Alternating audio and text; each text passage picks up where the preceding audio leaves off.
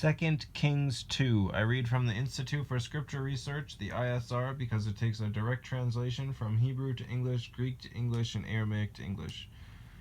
The letter J is about 600 years old, while the son Yehoshua, the son of Elohim, Yehoshua, died on a stake for the sins of all of humanity more than 2,000 years ago.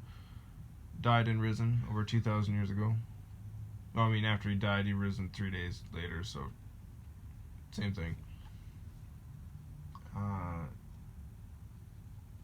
Yehoshua, directly translated from Hebrew to English, is Joshua. Yah is short for YahWeh, YahWeh, Yod-He, Vav-He. Yah is short. Yah is the Elohim of the heavens and the earth, the first and the last and the only. And Yah is a very jealous El. He is so jealous that he doesn't even want the names of idols or mighty ones to come to our lips. And Annals is Chronicles. And Judges is rulers. 2 Kings 2. And it came to be, when YahWeh was to take up Eliyahu to the heavens by a whirlwind, that Eliyahu went with Elisha, Elisha, from Gilgal, Gilgal, and Eliyahu said to Elisha, "Please remain here, for YahWeh has sent me on to Bethel." And Elisha said, "As YahWeh lives, and as your being lives, I do not leave you." And they went down to Bethel, and the sons of the prophets who were at Bethel came out to Elisha and said to him, "Do you know that Yah is taking away your master from your head?" And he said, "I also know, be silent." And Eliyahu said to him, "Elisha, please remain here, for YahWeh has sent me unto Jericho, Yerih with a dot O, that's Jericho, but Jericho. And he said, "As YahWeh lives, and as your being lives, I do not leave you." And they came to Jericho.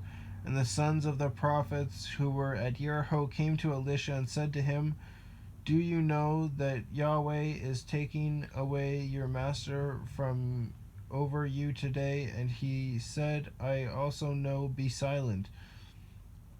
And Eliyahu said to him, "Please remain here, for YahWeh has sent me on to the Jordan."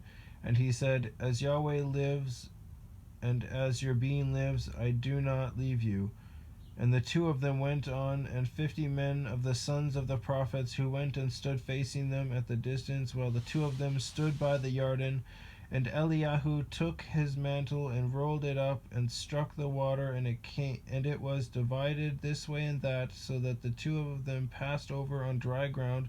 This is the third time that water has split in the name of Yah, so that people can walk across on dry ground. And it came to be, when they had passed over, that Eliyahu said to Elisha, "Ask what I am to do for you before I am taken away from you." And Elisha said, "Please let a double portion of your spirit be upon me." And he said, "You have made it hard to ask, but if you see me when I am taken from you, it is yours, but if not, it is not."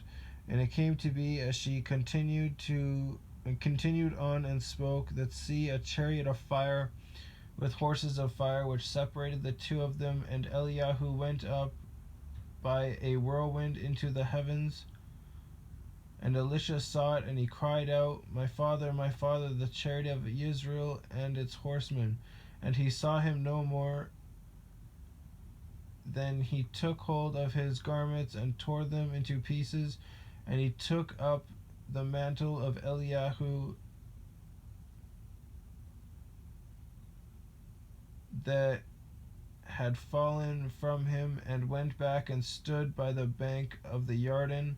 And he took the mantle of Eliyahu that had fallen from him, and struck the water, and said, "Where is YahWeh Elohim of Eliyahu?"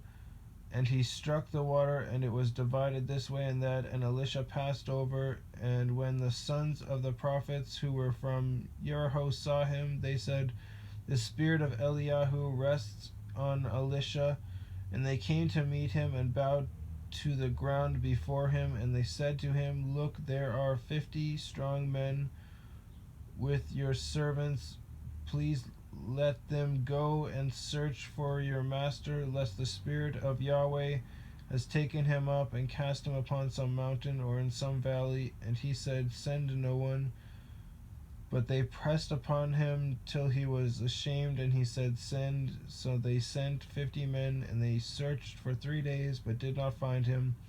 And they returned to him, for he remained in Jericho. And they said to him, did I not say to you, do not go? And the men of the city said to Elisha, look, the site of this city is good, as my master sees, but the waters are spoiled and the soil barren. And he said, bring me a new bowl and put salt in it. And they brought it to him, and he went out to the source of the water and threw salt in there, and said, thus said YahWeh, I have healed this water, no longer shall death or barrenness come from it.